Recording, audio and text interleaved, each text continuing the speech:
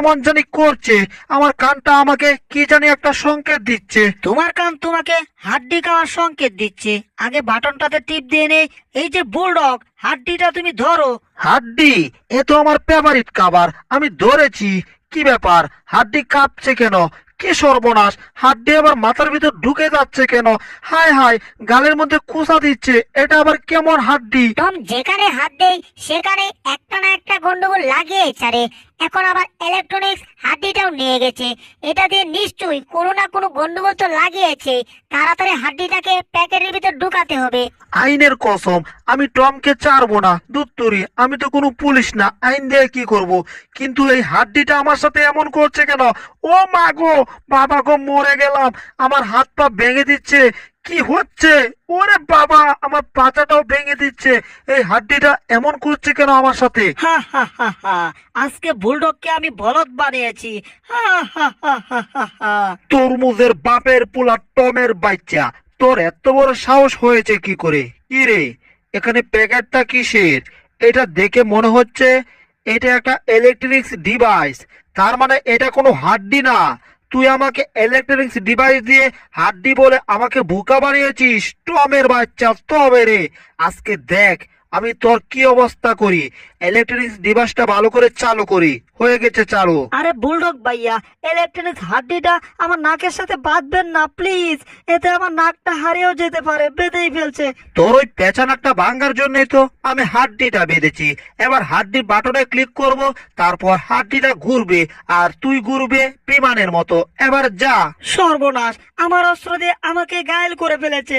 হায় হায়, আমি কোথায় যাচ্ছি? কি সর্বনাশ, এত মোটা গাছটা ছিদ্র হয়ে যাচ্ছে। ওরে বাবা রে বাবা, আমার অবস্থা কাহিল হয়ে যাচ্ছে। এবার তো এই গাছটা ছিদ্র হয়ে যাচ্ছে। আমাকে তো কেউ থামাও। ওরে বাবা রে বাবা, একেবারে 10 100 হাত নিচে কুতে গিয়েছি। আমার সাথে ফাইজলামো করার মজা এবার হাড়ে হাড়ে টের পাচ্ছে টম। আরে বইলো না, দুই দোকানে 4 হাত নিচে কুতলে একটা কথা ছিল। একেবারে 100 হাত নিচে কুতে গিয়েছি, কিন্তু এখানে আমি একটা কালো হাড্ডি পেয়েছি। এই হাড্ডিটা মনে হচ্ছে অনেক শক্তিশালী। এবার এই ডিভাইসটাকে আমি ভেঙে ফেলবো। এই শক্তিশালী হাড্ডি দিয়ে ডিভাইসটাকে ভেঙে চুরমার করে দেব। এটা আমার জীবনটাকে তেজপাতা করে দিচ্ছে। হাড্ডির বাচ্চা হাড্ডি, এবার কি করবি? এই তো, হ্যাঁ, এই হাড্ডিটা তো মনে হচ্ছে অনেক শক্তিশালী। যাই হোক, আমি একেবারে হাঁপিয়ে গিয়েছি। বাপরে বাপ, 100 হাত নিচে কুতে গিয়েছিলাম। আর একটু হলে তো মরেই যেতাম। এই টম, তোমার কাছে যে কালো হাড্ডিটা আছে, এটা কিন্তু যেমন তেমন হাড্ডি না।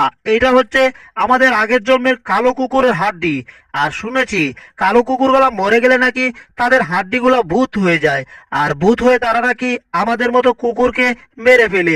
তাই দয়া করে তুমি ওই হাড্ডিটা তোমার হাত থেকে ছাড়বে না, তাহলে আমাকে মেরে ফেলবে। আচ্ছা, ঘটনা তাইলে এই ব্যাপার। তাইলে তো কিছু একটা করতে হচ্ছে। এই হাড্ডিটার কাছে এমন অলৌকিক ক্ষমতা আছে, সে নড়েও না চড়েও না, দূরে থেকে যে কাউকে ইচ্ছে করলে মারতে পারে। বাপরে বাপ, এই হাড্ডি থেকে আমাকে দূরে রাখো। দয়া করে এই হাড্ডিটা মাটির নিচে পুঁতে রাখো, তা না হলে আমার কাছ থেকে দূরে রাখো, বুঝলে? ওরে বাবা রে বাবা, এই দেখো, বলতে না বলতে হাড্ডি আমাকে মারি দেওয়া শুরু করে দিয়েছে। দেখলে তো, সামনাসামনি প্রমাণ হয়ে গেছে। তাড়াতাড়ি আমি আমার ঘরের ভিতর যাই। বাপরে বাপ। ওহো, বুলডগ এই হাড্ডিকে এত ভয় পায়? তাইলে তো হয়ে গেল। আজ থেকে বুলডগকে আমার গোলামি করাবো।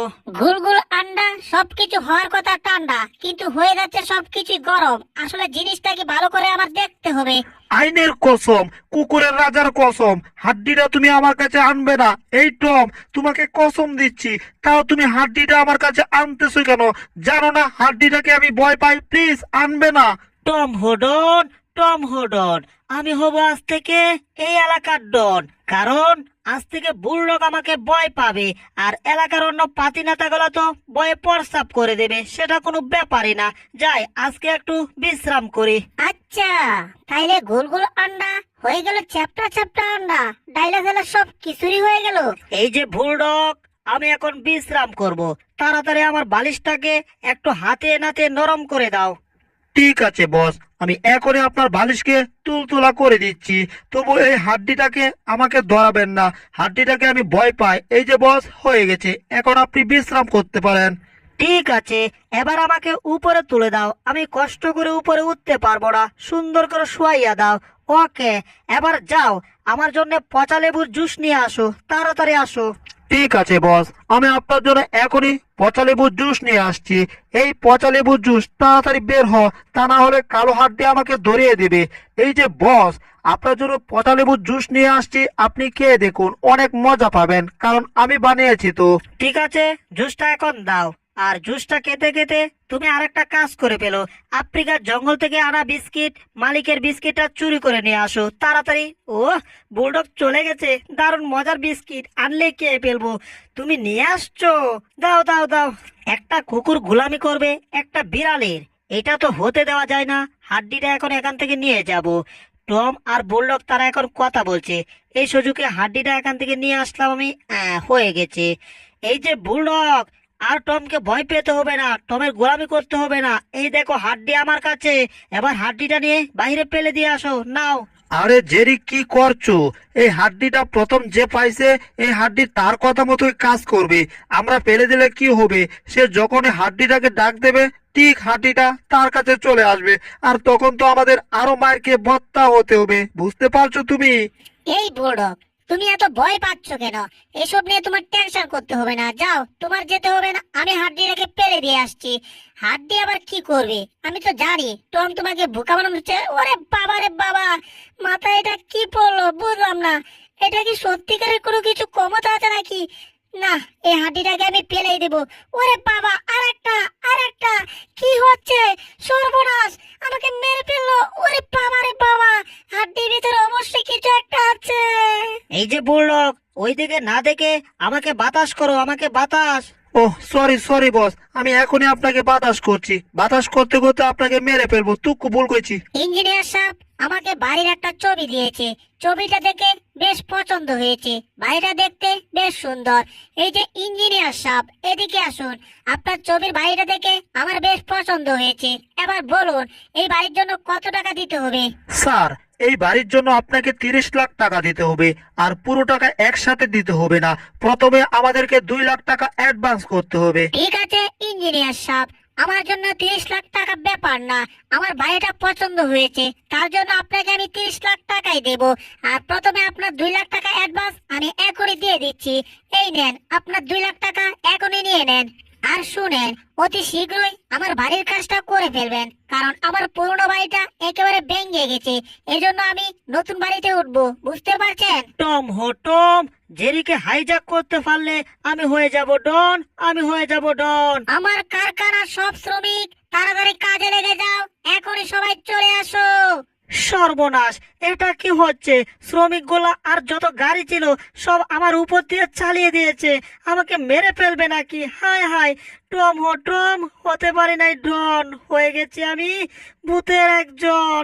বাপ রে বাপ, আমাকে একেবারে মাটির 10 হাত নিচে কুঁতে ফেলেছে। আমি জেরির কাছে হেরে গিয়েছি, এজন্য আমি সাদা পতাকা দিয়েছি। সকালে উইটা আমি মনে মনে ভাবি, সারাদিন আমি করব চুরি, যেন ধরা খায়া যেতে না হয় পুলিশের বাড়ি। এখন আমার একটা বাড়ি বানাতে হবে। আর এই ছবিতে যে বাড়িটা দেখতে পাচ্ছি, এই বাড়িটা বেশ সুন্দর আছে। যদি এই বাড়িটা আমি বানাতে পারি, তাহলে হয়ে যাব এই এলাকার সবচাইতে আমি বড় ধনী। আর আমার নাম হবে টম হোটন, টম হোটম। কি ব্যাপার, জেরির বাড়ির কাজ তো প্রায় শেষ হয়ে যাচ্ছে, কিন্তু আমার বাড়ির কাজ তো এখনো কোনো কিছুই হচ্ছে না। বুঝতে পারছি না আমার বাড়ি শেষ করবে কখন। আমার বাড়ি বানানোর আগে যদি জেরির বাড়ি বানিয়ে কমপ্লিট করে ফেলে, তাহলে তো এলাকার সবাই ভাববে জেরি আমার সাথে অনেক বেশি বড় লোক। কিন্তু সেটা তো হতে দেওয়া যাবে না, কারণ আমি হচ্ছে এই এলাকার টম হোটন, টপ ডন। কিন্তু আমার আগে জেরি বানিয়ে ফেলবে, এটা কখনো আমি মেনে নিতে পারবো না। ইঞ্জিনিয়ার সাহেবকে আমার খুঁজতে হবে। ইঞ্জিনিয়ার সাহেব, ওই তো, এই যে ইঞ্জিনিয়ার সাহেব, 1 মিনিট দাঁড়ান, আপনার সাথে আমার কিছু প্রাইভেট কথা আছে। এই যে ইঞ্জিনিয়ার সাহেব, আপনি আমাকে একটা কথা বলুন। আপনি আমার কাছ থেকে টাকা নিয়েছেন 50 লাখ, আর জেরির কাছ থেকে মাত্র 30 লাখ। অথচ আমার বাড়ির চাইতে জেরির বাড়ি অনেক বড় বানাচ্ছেন, কিন্তু তাও আবার আমার আগে জেরির কাজটা করে ফেলছেন। এটার কারণ কি? এখন আপনি আমাকে বলুন, আমার বাড়ি এত ছোট হচ্ছে কেন? এই যে টম সাহেব, জেরির বাড়িটা বানানো হচ্ছে কাঠ দিয়ে, আর আপনার বাড়িটা বানানো হচ্ছে লোহা দিয়ে।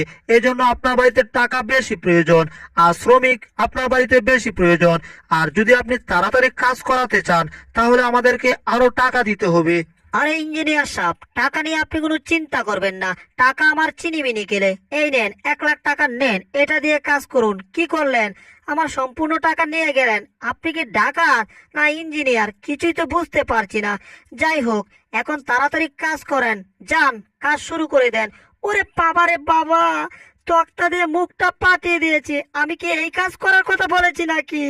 যাই হোক, অন্য কেউ দেখে নাই, দেখলে আমার মান সম্মান চলে যেত। এখন কথা হচ্ছে, আমার বাড়িটা বানাচ্ছে সেটা আমি দেখবো একটু দূর থেকে, কাছে গিয়ে দেখবো না।